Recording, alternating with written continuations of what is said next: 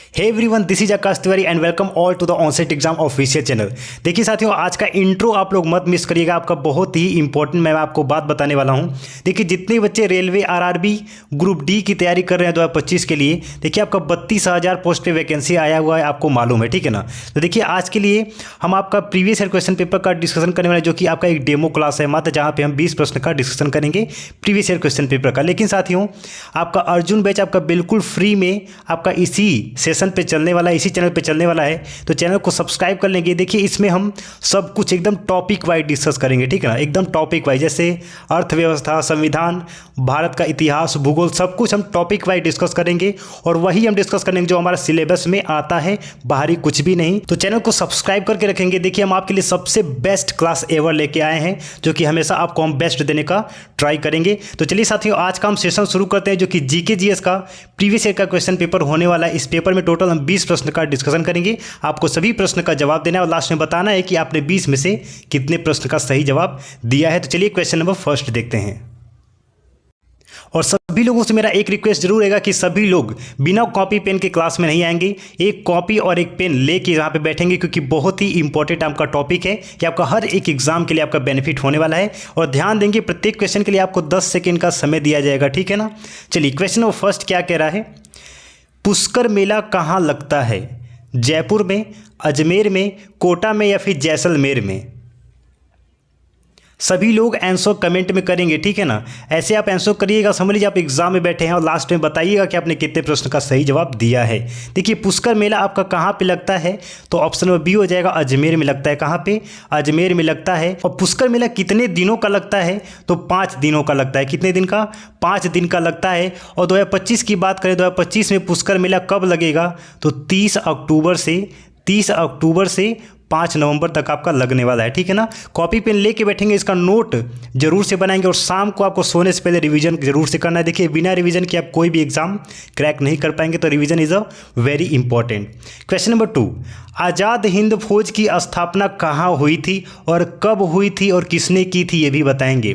Japan में, Singapore में, Burma में या फिर जैसलमेर में? साथियों, अगर हम बात करें आज़ाद हिंद फौज की स्थापना कब हुई थी, तो सन 1942 में हुई थी। कब हुई थी? 1942 में। और किसने किया था बच्चे? रास बिहारी बोस ने किया था। किसने किया था? रास बिहारी बोस ने किया था। और सन 1943 से सुभाष चंद्र बोस ने इसका कार्यकाल संभाला, ठीक है ना बच्चे। सुभाष चंद्र बोस ने इस कार्यकाल को संभाला। और आज़ाद हिंद फौज की स्थापना कहाँ हुई थी, तो ऑप्शन नंबर क्या हो जाएगा साथी? बी हो जाएगा, सिंगापुर में। कहाँ पे? सिंगापुर में। ध्यान रखेंगे, आज़ाद हिंद फौज की स्थापना 1942 किसने किया? रास बिहारी बोस ने किया था। 1943 से सुभाष चंद्र बोस ने इसे संभाला और इसकी स्थापना सिंगापुर में हुई थी। Option number B is the right answer. Question number 3, AIDS नहीं फैलता है किससे? संक्रमित सुई का प्रयोग करने से, सेक्स करने से, संक्रमित मरीज का खून चढ़ाने से या फिर बातचीत करने और मरीज को छूने से? देखिए एड्स एक बहुत ही बड़ी बीमारी है। देखिए संक्रमित सुई का प्रयोग करने से भी आपका फैलता है, सेक्स से भी आपका फैलता है, संक्रमित मरीज का खून चढ़ाने से भी आपका फैलता है, लेकिन बातचीत करने या मरीज को छूने से आपका कोई इफेक्ट नहीं पड़ता है। तो option number D is the right answer. Question number 4, निम्नलिखित में से किससे ऊन प्राप्त नहीं होता? सूअर, खरगोश, बकरी या फिर भेड़? चलिए वह सभी बच्चे सेशन को लाइक करके अपने सभी साथियों के पास शेयर कर दीजिए जो आपका रेलवे की तैयारी कर रहे हैं। देखिए ऊन का प्राप्ति किससे नहीं होता है बच्चे? खरगोश से होता है, बकरी से होता है और भेड़ से भी होता है, लेकिन सूअर से आपका ऊन का प्राप्ति नहीं होता है। Option number A is the right answer. Question number 5, SAIL SAIL क्यों प्रसिद्ध है? स्टील उत्पादन के लिए, कोयला उत्पादन के लिए, लोहा उत्पादन के लिए या फिर अभ्रक उत्पादन के लिए? देखिए SAIL सेल जो कि भारत की सबसे बड़ी इस्पात बनाने वाली कंपनी है, जिसका स्थापना कब हुआ था? जिसका स्थापना 24 जनवरी सन 1973 में हुआ था। कब हुआ था? सेल का स्थापना 24 जनवरी 1973 में हुआ था और यह स्टील उत्पादन के लिए प्रसिद्ध है। Option number A is the right answer. Question number 6, OBC का पूर्ण रूप क्या है? Outer blank caste, over blank caste, other backward classes या फिर अदर बैकवर्ड कास्ट?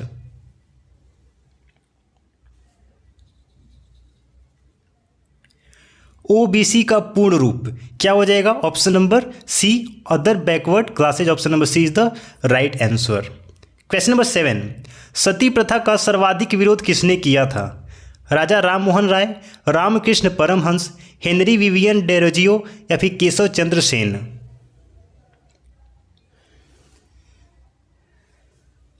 देखिए, सती प्रथा का सर्वाधिक विरोध किसने किया था? राजा राम मोहन राय ने किया था। Option number A is the right answer. Question number 8, अंतिम मुगल शासक कौन था और प्रथम मुगल शासक कौन था? आप ये भी बताएंगे। बहादुर शाह जफर, औरंगजेब, जहांदार शाह या फिर अब्दुल्ला खां? देखिए, सभी लोग कमेंट में जवाब देते चलेंगे और कॉपी पेन लेके बैठेंगे, इसका नोट जरूर से बनाएंगे, ठीक है ना। देखिए, अंतिम मुगल शासक की बात करें तो कौन हो जाएगा? Bahadur Shah Zafar. Option number A is the right answer. और प्रथम मुगल राजा कौन था बच्चे? प्रथम मुगल शासक की बात करें तो कौन था? बाबर था। कौन था? बाबर था, ठीक है ना। चलिए, क्वेश्चन नंबर 9, गोधरा कांड किसके लिए प्रसिद्ध है? भूकंप के कारण, रेलगाड़ी में लोगों को जलाए जाने के कारण, मुख्यमंत्री का क्षेत्र होने के कारण या फिर उपयुक्त में से कोई नहीं?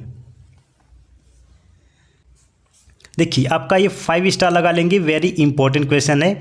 गोधरा कांड किसके लिए प्रसिद्ध है? ऑप्शन नंबर बी हो जाएगा, रेलगाड़ी में लोगों को जलाए जाने के कारण, जिस पे ऑलरेडी एक मूवी बनाई गई है साबरमती एक्सप्रेस, जिसको देखने प्रधानमंत्री नरेंद्र मोदी भी गए थे। देखिए, इस घटना का कार्यक्रम का कुछ खास बातें हैं, यहाँ पे ध्यान देंगे और इसको नोट जरूर से कर लेंगे, ठीक है ना। देखिए, 27 फरवरी 2002 को गोधरा रेलवे स्टेशन के पास साबरमती ट्रेन के S6 कोच में मुस्लिमों ने आग लगा दी थी। इस घटना में 59 हिंदू की मौत हुई थी। इस मामले में 1500 लोगों को खिलाफ प्राथमिकता दर्ज कराई की गई थी। 28 फरवरी 2002 को गुजरात के कई इलाकों में दंगा भड़काया गया था। इस दंगे में 1200 से ज़्यादा लोग मारे गए। इस घटना के बाद अहमदाबाद में 3 महीने तक हिंसा का प्रकोप रहा। अगले साल राज्य भर में मुस्लिम आबादी के खिलाफ हिंसा का प्रकोप रहा। ये बहुत ही इंपॉर्टेंट है, इसका आप लोग रिवीजन जरूर से कर लीजिएगा, ठीक है ना। चलिए, क्वेश्चन नंबर 10, भारतीय राष्ट्रीय सेना INA का उदय कहाँ हुआ था? जापान, बर्मा, सिंगापुर या फिर मलाया? और किस वर्ष हुआ था ये भी बताएंगे, किस वर्ष हुआ था। देखिए, भारतीय राष्ट्रीय सेना INA का उदय कहाँ पे हुआ था? जापान में हुआ था। Option number A is the right answer. और किस वर्ष हुआ था, यानी कि इसकी स्थापना बच्चे बात करें तो कब हुआ था? 1942 में। कब? 1942 में। और किसने इसकी स्थापना किया था? तो कैप्टन मोहन सिंह ने किया था। किसने?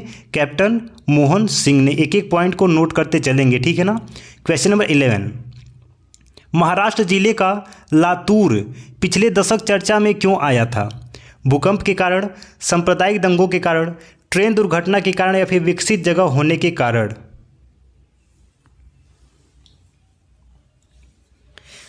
देखिए, महाराष्ट्र जिले का लातूर पिछले दशक चर्चा में क्यों आया था? भूकंप के कारण, क्योंकि यहाँ से भूकंप से बहुत सारी क्षतिग्रस्त हुए थे, ठीक है ना। क्वेश्चन नंबर 12, श्वेत क्रांति किससे संबंधित है? दूध से, पानी से, ऊन से या फिर सरसों से? देखिए, श्वेत क्रांति आपका एक और नाम से जाना जाता है, जिसको हम बोलते हैं ऑपरेशन फ्लड। क्या बोलते हैं? ऑपरेशन फ्लड के नाम से भी जाना जाता है। और श्वेत क्रांति किससे संबंधित है? तो दूध से संबंधित है। Option number A is the right answer. और ये क्रांति की शुरुआत कब हुई थी बच्चे? तो 13 जनवरी को हुआ था। कब हुआ था? 13 जनवरी 1970 में श्वेत क्रांति की शुरुआत हुई थी। एक बार सभी बच्चे सेशन को लाइक करके शेयर कर देंगे और चैनल को सब्सक्राइब कर लेंगे। और अगर आपको इस क्लास का PDF चाहिए तो टेलीग्राम चैनल को ज्वाइन कर लेंगे। ऑनसेट एग्जाम यहाँ पे सर्च करेंगे आप टेलीग्राम पे जाके, तो आपको चैनल हमारा मिल जाएगा।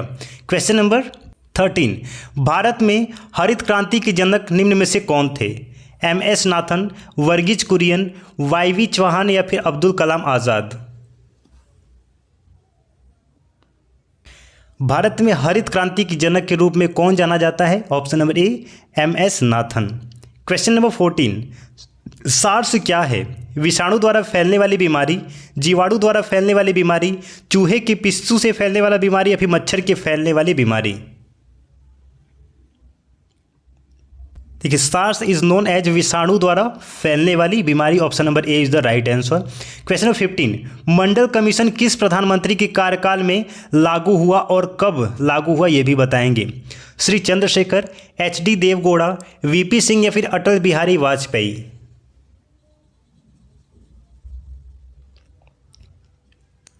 मंडल कमीशन किस प्रधानमंत्री के कार्यकाल में लागू हुआ। ऑप्शन नंबर सी हो जाएगा, वीपी सिंह के कार्यकाल में लागू हुआ था। और कब लागू हुआ था, कब लागू हुआ था साथी, तो 1979 में, सन 1979 में। क्वेश्चन नंबर 16, निम्नलिखित में से किस राज्य की सीमा समुद्र तल को नहीं छूती है। गुजरात, तमिलनाडु, मुंबई या फिर पंजाब। देखिए कितना आसान सा ये सवाल है। गुजरात भी आपका छूता है, तमिलनाडु भी और मुंबई भी। पंजाब आपका किसी भी समुद्र तल को नहीं छूता। Option number D is the right answer. Question number 17, क्षेत्रफल की दृष्टि से भारत का स्थान कौन सा है। पहला, पांचवां, छठा या फिर सातवां। चलिए बात करें अगर क्षेत्रफल की दृष्टि से भारत का स्थान कौन सा है, तो ऑप्शन नंबर डी हो जाएगा, सातवां है। तो भारत का कुल क्षेत्रफल अगर हम बात करें कितना है साथी, तो याद रखेंगे 32,87,263 वर्ग किलोमीटर में फैला हुआ है भारत। ठीक है ना। भारत का कुल वर्ग क्षेत्रफल कितना है बच्चे, 32,87,263 किलोमीटर। इसको लिख लेंगे कॉपी पे, ठीक है ना, आपसे पूछा जा सकता है। क्वेश्चन नंबर 18, जाकिर हुसैन का संबंध किससे है। सितार से, तबला से, बांसुरी से या फिर मृदंग से।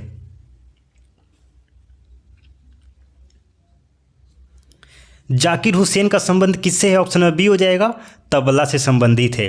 क्वेश्चन नंबर 19, लाल बहादुर शास्त्री का समाधि कौन सा स्थल है। राजघाट, शक्ति स्थल, विजय घाट या फिर वीरभूमि।